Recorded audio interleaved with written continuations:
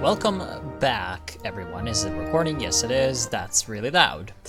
To another random ass mod spotlight thing for a mod that's probably never going to come out. And this time we're taking a look at Long and Happy Life, which is, as you probably saw from the clickbaity title, an insane Russian mod. And so we're going to be focusing on Russia today, trying to make this as fucking insanely fast as possible because these things tend to take a long ass time to make. And I don't want to make like an hour video in before you probably clicked on it and it's an hour and 50 minutes. So basically, what is the premise of this mod? You probably maybe do not know. But it is this world where just a bunch of things have gone wrong, and so everyone's, you know, following these crazy radical ideologies. And of course, Russia's just a prime example of it. Having fallen in the 2000s to Nazbol, National Bolshevism, which was a real thing, or sort of kind of is still, in Russia, and then completely fell apart. So as you can see, there is like Eurasia over here. So this is the map as a whole.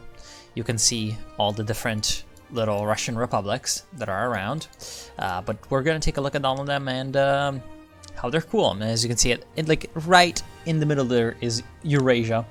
That's just the remnant of the Moscow government, and there's a bunch of crazy factions vying to kill each other. So yeah, here's a little more zoom if you want. Yeah, we're gonna be coming back to the screen just to make sure that, and this is the map in game that they've released.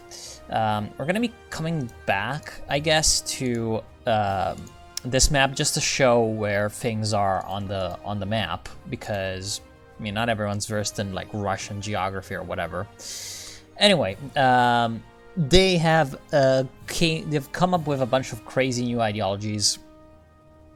And yeah, just very, very quickly going over them. Not gonna read everything, you can just pause and read if you want with a lot of these.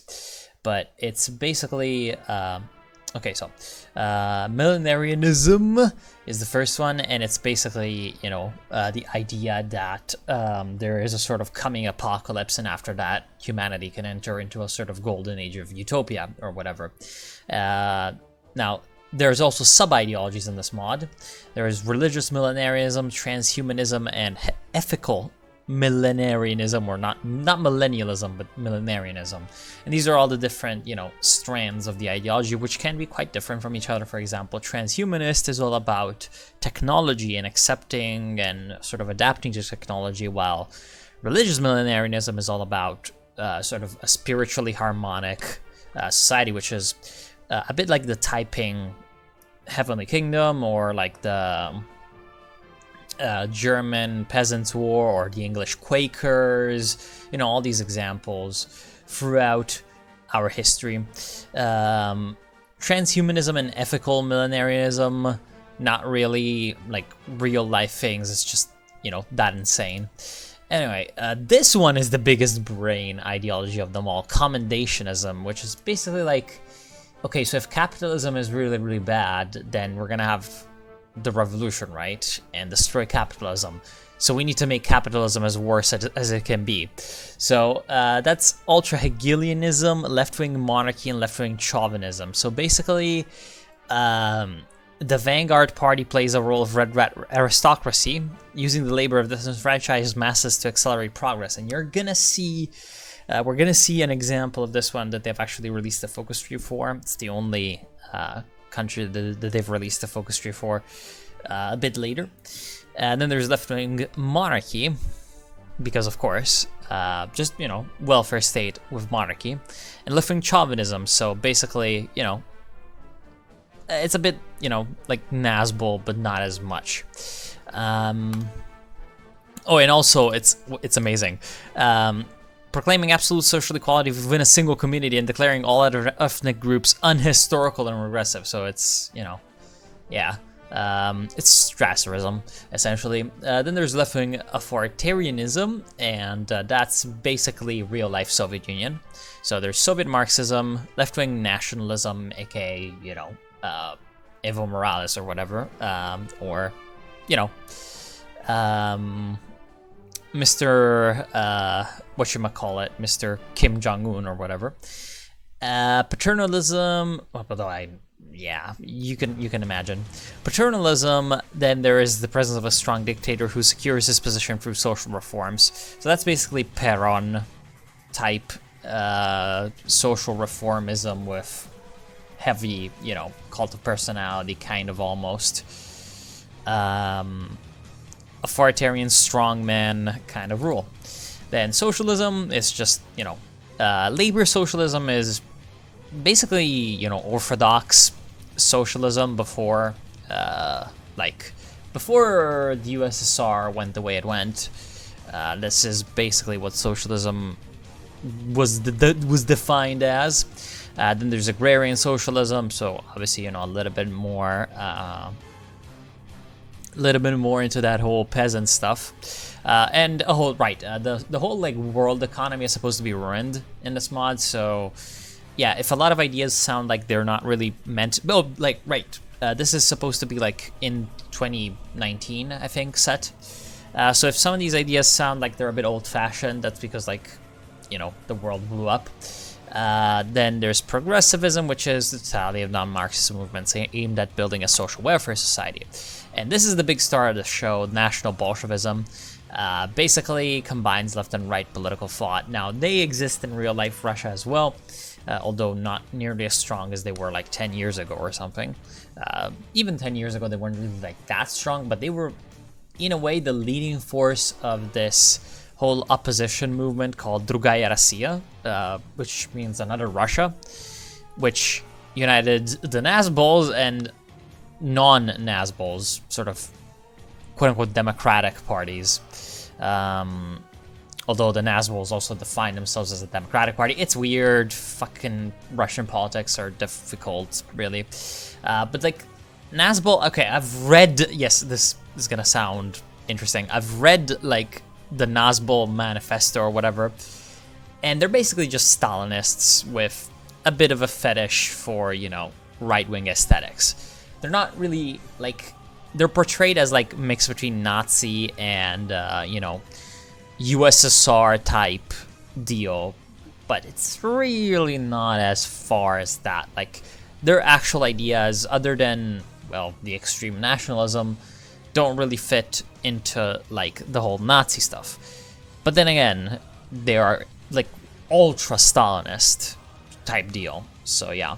The sub-ideologies of Nazbol are Orthodox Nazbol, which is associated with the Yegor Letov regime. Now, the Nazbols that took over in this timeline are led by this guy who in real life becomes a singer and was affiliated with the Nazbols. You can, see in the concerts, they had the fucking Nazbol, black, red, and white with hammer and sickle flag. And, yeah, interesting. It includes the presence of a strong state combining state capitalism with local autonomy and non-interference in small business. So it's basically NEP, but worse. Now, NEP is the new economic policy. It's complicated stuff. Accelerationism is a form of national Bolshevism proclaiming its main goal as acceleration of technological progress in order to exalt the nation as a whole and improve the living standards of the individual. Which sounds quite a bit like, for example, Khrushchev-era USSR ideology. A lot. Because they had this kind of weird cult of progress thing going on. And then National Maoism, because why not? The international form of the National Bolshevism. Then there's Neo-cameralism. We're starting to head more towards the center, believe it or not, of the whole political spectrum, which is not really that much of a spectrum. There's no real, this is one of the things I like about this mod. There's no real liberal democratic ideologies. Which normally, in Hearts of Iron, you see, most ideologies are, liberal democratic or something. No, here they're not. Even this one, Neo-cameralism, is pretty much, economic liberalism combined with just social, authoritarianism, basically. So it's gonna be the meme, haha, look, ANCAP. Basically, it's just corporatocracy. So there's the state corporation, which is just a meme. Authoritarian technocracy, in which power belongs to the absolute monarch or dictator, which delegates his authority to a group of apolitical technical experts. Pretty cool stuff. And then there's Hopean libertarianism, which is like, if you violate the non-aggression principle, which is like this libertarian thing, or American libertarian thing, like, it's complicated stuff, but like the real meaning of libertarian is not what we use it for today, but whatever. Basically allowing to physically remove the people who violate this NAP, the non-aggression principle, which is like, you're not supposed to impose yourself upon any other free, rational human being or whatever.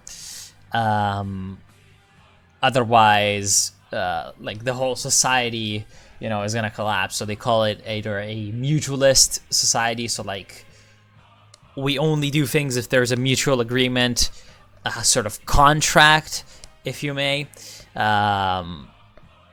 But basically, these guys are like, fuck that. If you do not comply with the NAP, we're gonna kill you.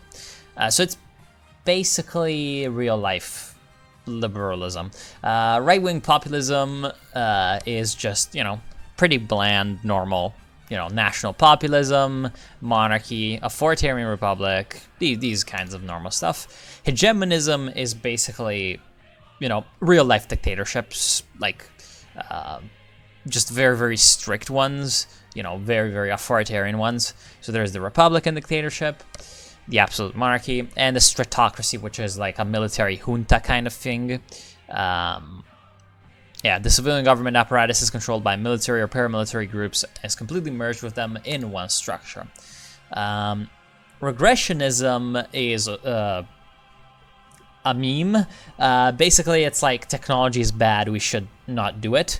So there's Neo-Luddism. Now, Luddism is this thing from the Industrial Revolution, or from the like first Industrial Revolution in Britain, like the 18th century type stuff, where the workers are like, oh shit, if there's more machines, there's less need for us to work.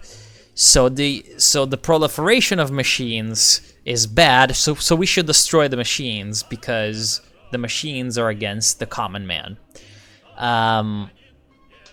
And this one, Neo-Luddism, and you know, obviously this idea resonates all the way to today with like the whole discussion on automation and stuff. It's complicated.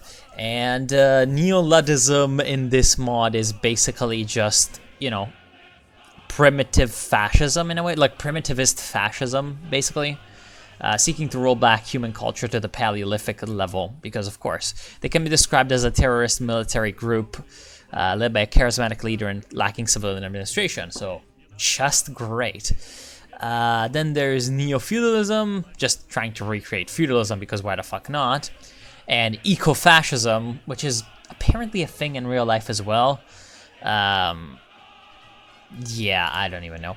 And then the last ideology is Ur-fascism, which is this term coined by this Italian philosopher, Umberto Eco, which just means, you know, everything that sounds like fascism combined together, and defined by giving a set of principles, essentially, to define it as fascism. So that way you can get over the like, oh no, they're not fascists, they're national socialists, or this kind of weird ass shit that people sometimes pull to like, oh, I like Mussolini, but I don't like Hitler, or I like Hitler, but I don't like Mussolini, or I don't like either, but I like Franco, or whatever, and he's got nothing to do with those people. Just basically tries to, you know, yeah, do that, and examine fascism in that sort of more critical and more objective manner. But basically here it's like, you know, again, everything that looks like fascism sort of bundled together. The three types are charismatic dictatorship, basically orthodox fascism, we could call it, and Ur-monarchism, which is like fascism, but the Führer is also the monarch. And clerical fascism, which in real life was, well, it's a term that is used to describe regimes such as, well, sometimes the Spanish sort of Falange state, you know, Francoism. Basically, you know, the party is there and it's important, but the church is also like almost at that level in terms of power and authority over society. And, you know, just in general, placing more emphasis on the religious, mystical aspects, because fascism always has like this kind of mythical and mystical aspiration to like the greatness of the nation or whatever. Just in here, it's more religious. So, in fact, a lot of portrayals of what a fascist America could be in like fiction or something basically end up sort of heading into the ideological territory of clerical fascism with, like, you know, glorious fucking ultra-Christian societies. Although, with the way that the Protestant church operates, I'm not sure you could really use that term, but whatever, you know, it's about Russia. This is the prehistory. You should pause and read it, but basically, this is all taken, well, not really all taken, but mostly taken from a book called The Principles of Geopolitics, I believe it's or maybe the Fourth Political Theory. It's one of those two. I think it's The Principles of Geopolitics, which is a book, well, it's actually more than one book in Russia. That title is pretty liked. A lot of people use it. But the form that we're talking about is a book by Alexander Dugin, who is a theorist, early theorist of National Bolshevism. Later on today, he's more like a fascist, and that's gonna piss some people off because to the West he markets himself as like a conservative kind of guy, but he isn't. He's a kind of funny guy who like translates. He can speak English pretty well. Like he understands what he's doing. Like he translates intentionally in a sort of mismatched way from Russian to English. So his English language material is saying slightly different things from his Russian one, and so that confuses a lot of people as to what his ideology actually is. But that's kind of just a little tidbit that's funny. Basically, it's all taken from this book where it's his first one where he essentially lays out his political fantasy for Russia in like the 90s, 2000s, and 2010s and 20s about like how Russia should rise again to be a Eurasian power, which is again this idea of Great Eurasia, which is pretty integral to the Nazbol stuff, and be the premier sort of continental power in the world to oppose the premier naval power in the world, which is America, which is also connected to this weird, like, sort of almost dualistic ideology of, like, again, Russia representing sort of good, and, you know, with that coming also, like, things like traditional values and, you know, again, the traditional society of European and Asian values that are relatively good, and the sort of, on the other side, the sort of degenerate, globalistic, multinational, ruthless society of, you know, just unregulated capitalism, and again, the naval power of the United States of America, which is by nature trying to be hegemonic over the whole world. I mean, these are ideas that came out in the 90s in Russia, and today we see them quite a bit, actually. So, yeah, there's a pretty good argument to be made as to, you know, the sort of impact that these ideas have, but we're not going to get into them. Basically, this whole backstory is taken from that book. Like, all the moves that Russia makes to sort of fuck up the world, essentially, come from that. Now, this is the extreme north of Russia. We're going to just go through very, very quickly a lot of the factions that have been revealed. Now, all of this is obviously going to be subject to change, and the mod is probably never going to come out anyway, so who cares?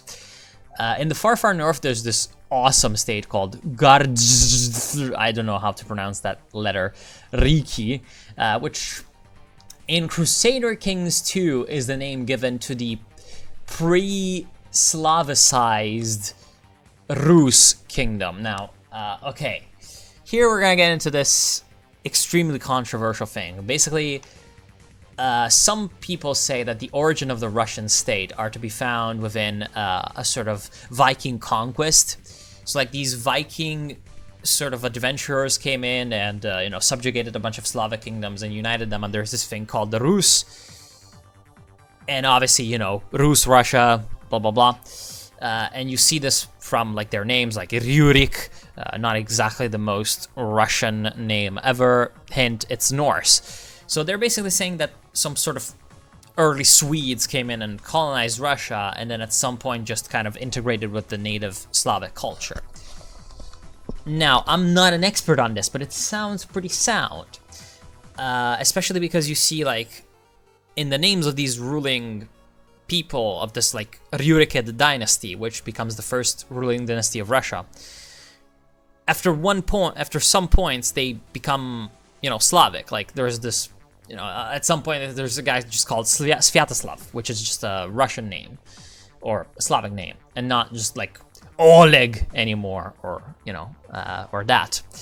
But this is very, very controversial stuff because a lot of people are like, a lot of people that first propagated this idea in the 19th century were extremely, extremely westernizing type people who were like, see, the Russian state has Western origins, and so, you know, Russia's bad and we should copy the West.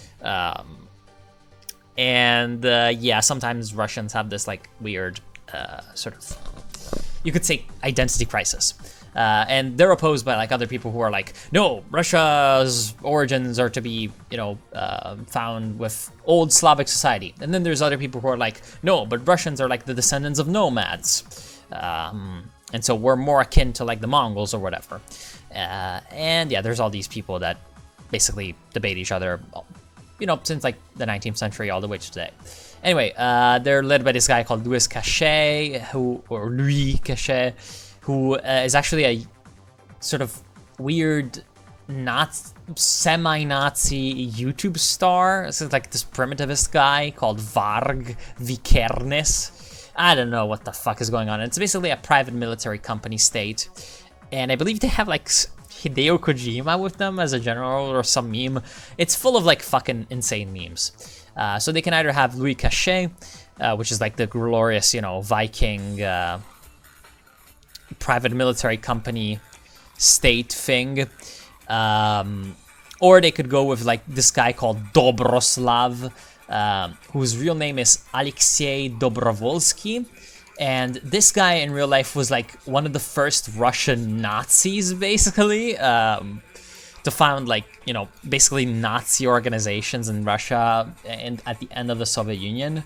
Or actually during the Soviet Union itself, like in 1957. Like this description over here that you can pause and read was actually like really apparently his life, which is fucking hilarious, except for when, you know, later on it goes into the lore aspect. And, you know, he just doesn't, well, he used to, because I think he's dead, like really not like Jews, and also was a neo-Slavic pagan, which is, of course. And basically his whole idea is the Slavic Aryan Empire. Now, in only Latvia, not, you know, this map has changed a bit, but this guy, I just had to show it. In Latvia, he's gonna be around, and he's this Nazbol guy, accelerationist, called Benis Aijo, nicknamed the Black Lenin, and with the name True National Bolshevik Party. Now, why True National Bolshevik? Because I think in the lore of A Long and Happy Life, they're supposed to support in the lore exiled, but in real life, real leader of the Nazbols, Edvard Limonov. This guy in real life is actually like this weird ass like Ugandan Russian by ethnicity, born in Latvia guy, who then emigrates to like the United Kingdom, and now he's like fighting in Ukraine for the Russian separatist guys, and he's a real Nazbol. I don't know, it's just this weird ass story. Then in Leningrad, now, this is all the northern parts of Russia, as you probably are guessing. I'm starting from the northeast and going northwest and going east slowly and south slowly. Now, in the Leningrad region, there are not one, but two, like, new Soviet Unions. Again, like, in this timeline, the Soviet Union dissolves rather normally, with like the perestroika and stuff. I believe at the very least. Then you have the Yeltsin period, just normal, when Russia turns into the Russian Federation. And then at some point, the Nazbols take over and becomes Eurasia. Now, there's a bunch of people that want the Soviet Union back. And two of them are in the north, in the northern capital, Leningrad. Now, the southern part is actually the Soviet Socialist Republic of Leningrad region, because this weird-ass thing in real-life Russia where basically Leningrad has been renamed to St. Petersburg, right? But the region was not renamed. So St. Petersburg, in the real life sort of Russian administrative structure, is the capital of the Leningrad region, which is just this weird-ass tidbit. And the breakaway from, well, in this timeline, the Leningrad region Soviet Socialist Republic is a breakaway from the Leningrad Soviet Union, we're going to call it. And they're led by this guy called Maxim Suraikin, who is actually hilarious because in real life he led a splinter from the KPRF, the Communist Party of the Russian Federation. And he's kind of a meme because he ran in like 2018 for president. He got like probably like 0.5% of the vote or something.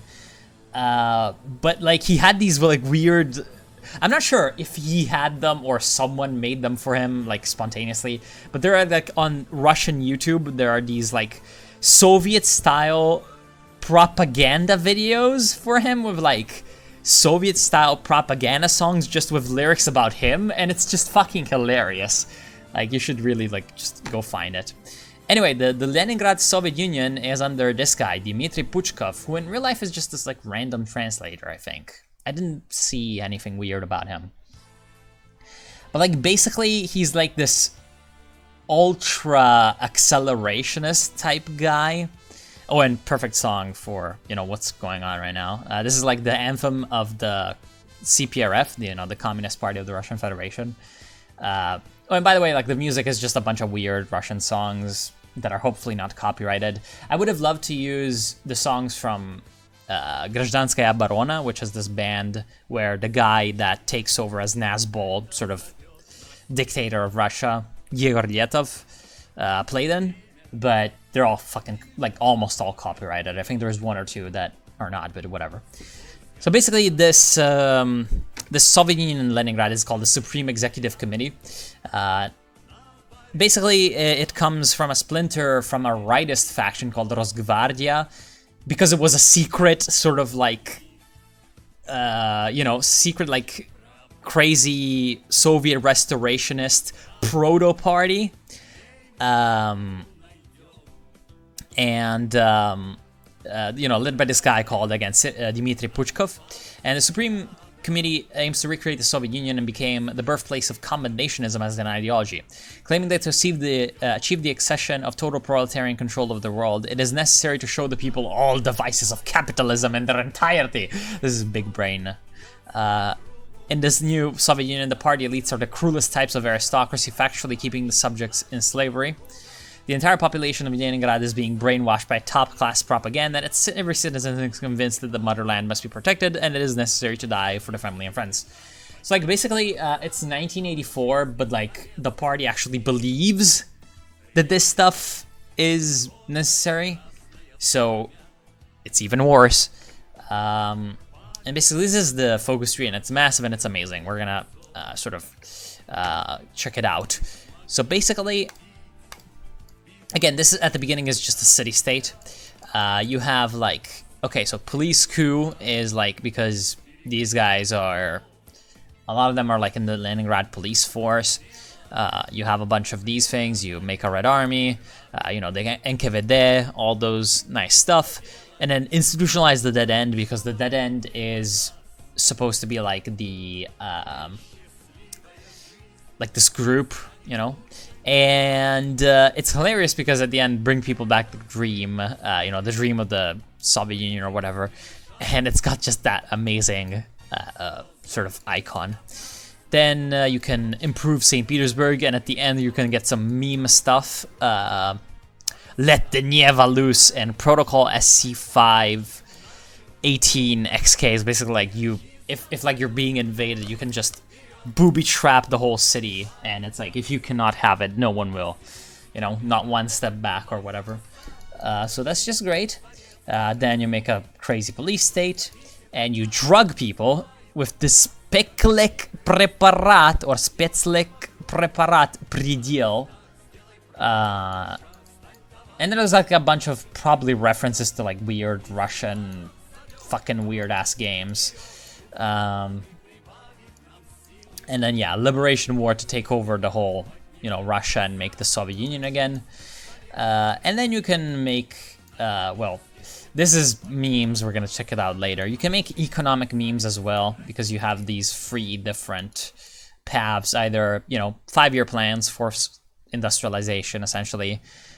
Child labor, yay, that's not a bad thing at all. Then foreign concessions is basically you turn your country into this like weird ass colony type deal, and you just accept a bunch of capital from the Western corporations, and you know, get PMCs to help you out.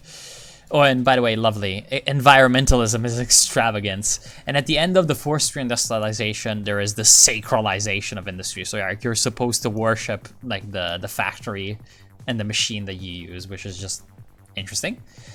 And at the end, collective ownership is just trad sock of, you know, whom my channel people know all about. So like Templars of the Soviet era, I can already tell that some people are just nutting and typing interesting meme comments.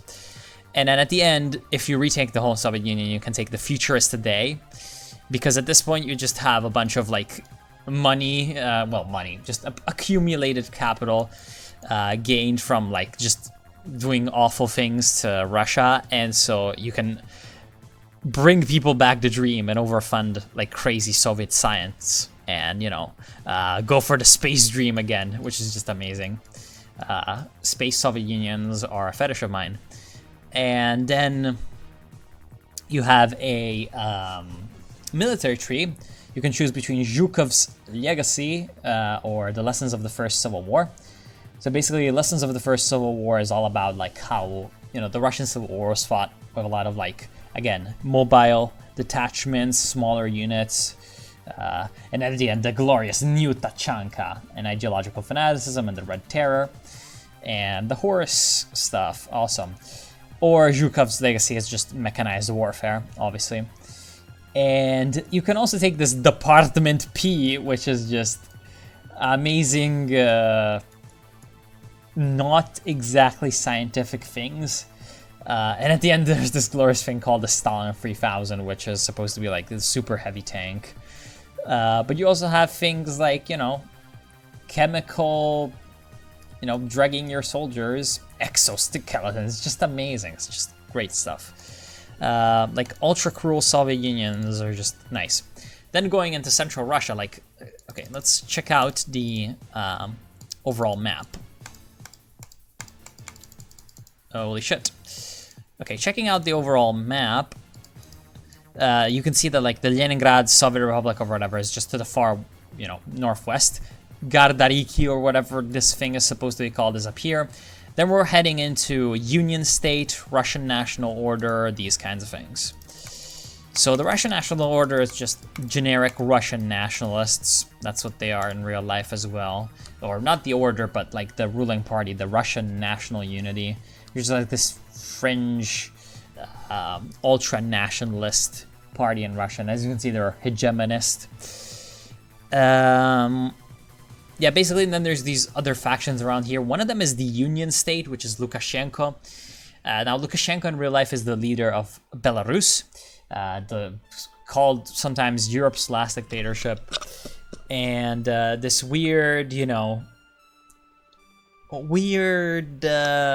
of, I don't know, it's like the state where it's like Putin's Russia, but with Soviet aesthetics.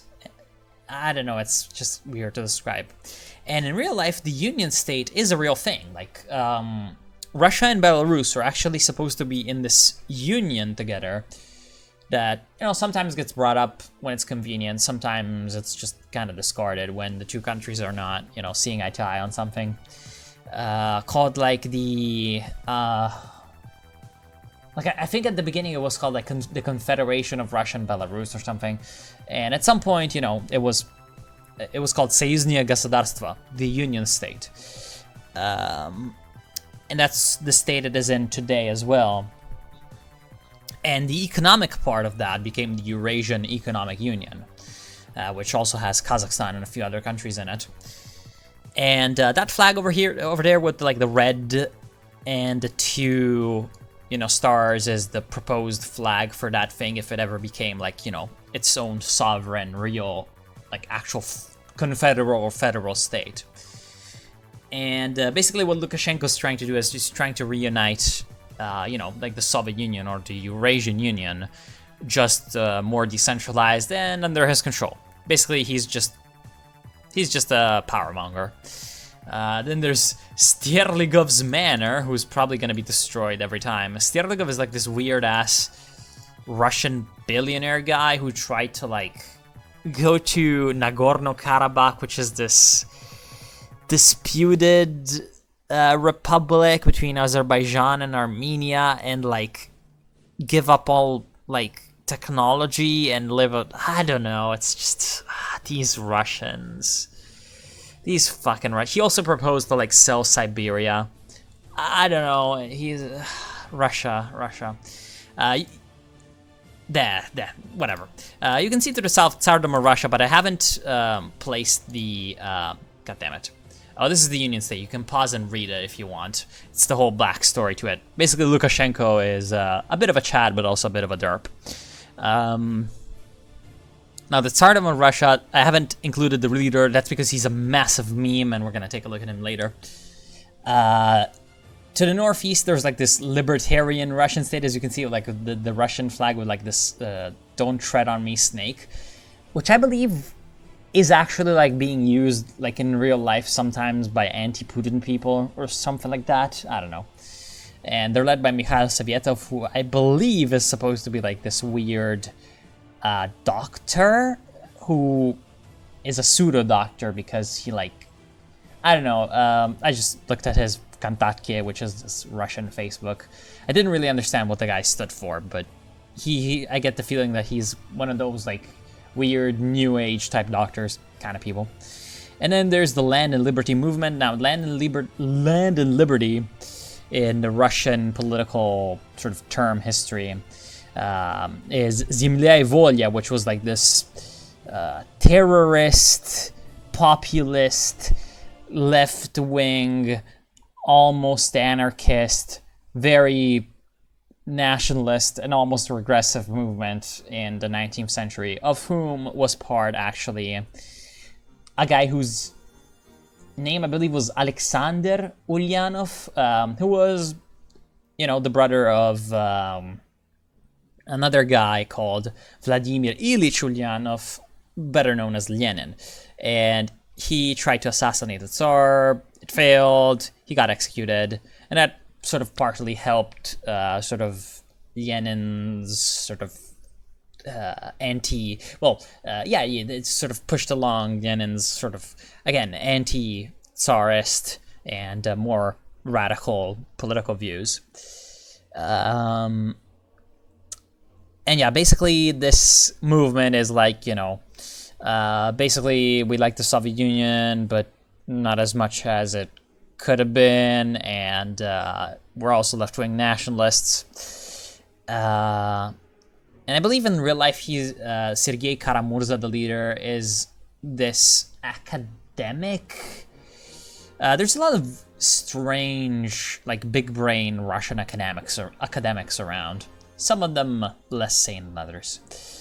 And yeah, this is like the star of the show, kind of almost. It's the Nazbols in Moscow, the Eurasian Union. As you can see at the beginning, they're led by the Interregnum because their supreme leader, the Solar Vazd. And this comes from Dugin as well. We're gonna talk about it in a bit when we talk about Dugin. Basically, when he dies, you know, there's the power struggle, and as you can see, like, the quality is absolutely terrible. I probably could have found a better quality picture, but it's just more Russian this way, I guess. This is like the Bielý dom. It's the White House, which is the building in which the Russian parliament operates. It used to be the building of the Supreme Soviet, you know, of the Soviet Union. And then later, the Supreme Soviet of the Russian Federation. It was still called Supreme Soviet for a while. Supreme Soviet just means Supreme Council. And as you can see there, it's like black because this is a picture from 1993, when like there was this period of unrest called Black October, in which the Yeltsin government almost fell to basically everyone who didn't like him, from people who wanted the Soviet Union back to people who wanted the Tsar back, to, I guess, maybe some people who wanted more democracy as well. And it was this weird Russian constitutional crisis that we don't have the time to get into, but just know that this thing happened. And the Russian 90s were not fun. So basically, the 4 possible Nazbol leaders are here, and one of them is a massive meme, of course, Alexei Navalny, because in real life he is, he's like this, he's very nationalist, but he's also, you know, very much pro, like, you know, liberal rights and sort of democratization, anti-corruption, all of those things. And he's the only, like, real Nazbol in here. The others all have different ideologies. There is Alexander Dugin, who is a regressionist. Again, he wants to bring feudalism back in a way. And he in real life is like this theorist of National Bolshevism that later becomes mostly just a theorist of Eurasianism. Again, the idea that Russia should either dominate or heavily influence the whole continent of Eurasia to act as a counterbalance to the United States.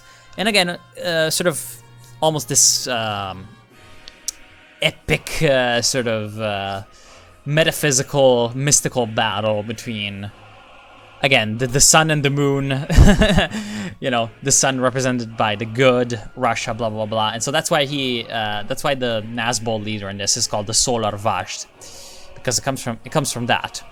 And in real life, Dugin describes Putin as like sometimes solar, aka like Russian ultra-nationalist or whatever, and sometimes lunar, aka like kissing the Western liberals' ass. You know, I'm oversimplifying, but you get the deal. Then the other Nazbol leaders are Igor Talkov, who's this other Russian singer. There's a fetish with singers in this mod. This other Russian singer who died. Again, like all these Russian singers die all the time, and he's an Ur-fascist. And then there's Gaydar Jamal, who is in real life, I believe he's dead also at this point, but he was this like early theorist of like pan-Islamism as an anti-Western force. He came from like this, I believe, one of the Central Asian republics of the Soviet Union, and he is a millenarian, because again, he tries to combine Nazbol with Islam. So yeah, this is basically Central Russia. Yeah, just normal Central Russia, and basically you can just click pause. There's also the explanation of a few other faction. In addition to internal problems, Moscow also suffers from external problems. The newly formed multinational Tsardom of Russia, under the leadership of Dmitry Medvedev, who, if you know Russian politics, you know he was the prime minister and also president at, you know, a few points in the last, like, 10 years or something, who has returned but out of the run. There are still doubts about his true identity, and we're going to get into that in a bit. The ultra-right nationalist bloc, the Russian National Unity, which we saw, Mikhail Savietov, who did Libertarian Commune, and even supporters of Regressionism and eco-fascism gathered around German Sterdigov. And they're all trying to take over. Now, the Tsardom over here is also because he is Dmitry Medvedev, who in real life looks a fucking lot like a Romanov. Like if you like put his picture right next to like Nikolai II, the last, you know, Romanov Tsar, he looks pretty similar. And so there's this great meme of them, you know, making him crown himself the Tsar of Russia, but also the Russian Tsardom over here. Just pause and read this because it's so good. It's so good. It's so amazing. This is just top tier Russian politics memes. And I'll just highlight this awesome thing. Like, you know, at one point, he nukes fucking Georgia. Then he goes missing, right? His name is Dmitry. Then he calls himself, after Eurasia is torn up by civil war, he turns up calling himself Dmitry Medvedev, a random man, and crowns himself as Tsar Dmitry I. Now, false Dmitry is this whole, like, Russian historical phenomenon where in this period called the Time of Troubles, there was all these different people pretending to be the son of Ivan the Terrible, or sorry, the grandson of Ivan the Terrible, known as Dmitry. Dmitry I, he would have been. And so this is what this reference is. Not just, haha, look, this guy's, you know, just the fucking spot-on same person same, like, looking person as Tsar Nicholas II. He also does the false Dmitry thing, because all these people, like, keep in mind that this guy was supposed to be a kid.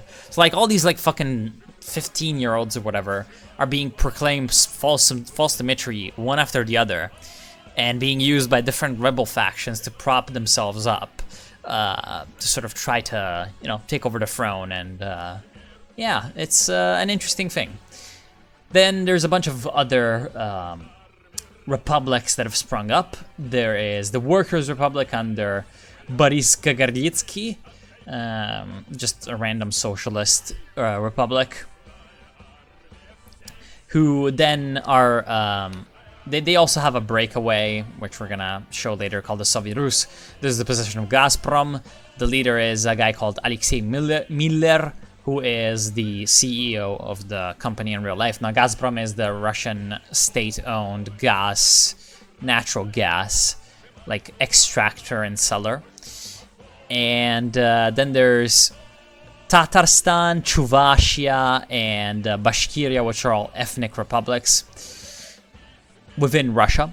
And down here is another one of the meme countries, which is the Roman Social Tsardom, led by a guy called Sergei Kurginian, and the sort of party, the ruling party, is called Essence of Time.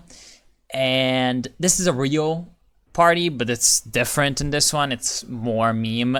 Now you may be wondering, like, what the fuck, Roman Social Tsardom? Why is there a hammer and sickle? Now, in real life, these are people who would, like, almost worship, like, Stalinism and the Soviet Union. And so, yeah, that's the whole thing. Like, they sort of mythicize the Soviet Union to an almost religious degree. And they have the oprichniks going around and, I guess, murdering people. And they want to turn all men into this gigantic beehive. So they're basically millenarianist. Now,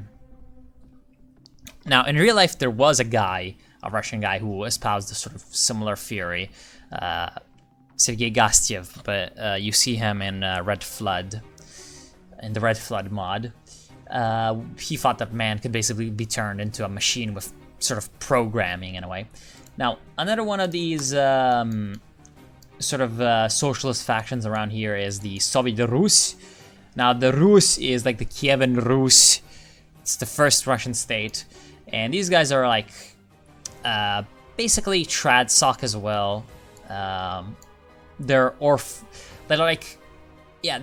orthodox, pro, you know, tradition commies. And they're under Gennady Zyuganov, who in real life was for a long, long time, like since the dissolution of the Soviet Union, the sort of undisputed general secretary of the Communist Party of the Russian Federation. And this is a reference to the fact that he's like, yeah, he's supposed to be like a communist or whatever, but he pays a lot of lip service to like Russian orthodoxy and Russian traditional values. And so, funnily enough, the KPRF is a pretty like socially conservative party. And other factions in like the Central Russia period are, or period region, are the Merchant Republic of Yekaterinburg, who is led by this guy called Yevgeny Roizman, who in real life is the mayor of Yekaterinburg, which is this city just east of the Urals. And then there is Strong Russia, Silnaya Rossiya, under Vladislav Surkov, the Russian Sovereign Republic, who in real life, this guy is like, he's like this weird Russian nationalist hack. You should look him up, he's an interesting guy. Then in the Far East you have the Russian national state, so that's Russia and the northern parts of Kazakhstan, because the northern parts of Kazakhstan in real life are inhabited by a lot of ethnic Russians. And they're under Boris Yeltsin, who somehow has avoided dying in this one from probably too much vodka, with the Yeltsin Death Brigade. Hilarious. Then there's the Imperial Throne over here. And the capital obviously is Omsk, because Omsk has to be a meme and all these fucking crazy Russian mods. Alright, I had to take a break to do some important things. Anyway. Back to it. Basically, we were looking at, that's a bit for later, the Imperial Throne and the Liberation Front. Liberation Front's a weird thing. It's got both Xi Jinping and Boris Nemtsov in them. Now, Xi Jinping is obviously the president of China. Boris Nemtsov was this famous Russian opposition figure, and the other leader is Alexander Gabishev, who in real life tried to like walk from fucking Yakutia all the way to Moscow to exercise Putin. It's just a random thing I read online. And this guy, the Imperial Throne, Anton Bakov, is this insane Russian millionaire. Why are all Russian millionaires insane? Who is trying to buy land around the world to remake the Russian Empire. As a successor to the Romanovs. I don't know. You can pause and look at this. I'm not gonna go into the mess that is Ukraine in this mod. Just know that Putin is there, and he is the leader of the Rosgvardia, the National Guard of Russia, down there in Crimea and, you know, some parts of southern Ukraine and southern Russia, the provisional government of southern Russia. And Putin is also insane. They're making it so he's gonna have a bunch of different personalities, which is why up here there's all these different Putins. I don't know, I feel like that's just fucking hilarious. Like, insane Putin, you know? And going into the Far East, and hopefully, you know, in the conclusion of this video, which in the end came out to be very, very long, you have a thing called Free Territory, which is a reference to Makhno's anarchist faction in the Russian Civil War, led by this dead Russian singer, go figure, called Mikhail Gorshenyov. Then there's Yakutia, which is just an ethnic republic led by the, you know, the republic's real life leader. Then there's a few interesting states. There's the Russian Railroads, which is in the territory of the Far Eastern, Trans-Siberian Railway, led by Oleg Belozyorov,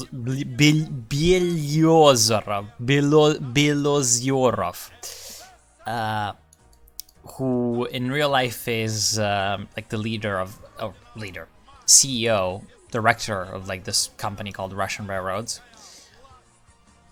And then there's the Authority of God, which is led by this guy called Konstantin Pietrov.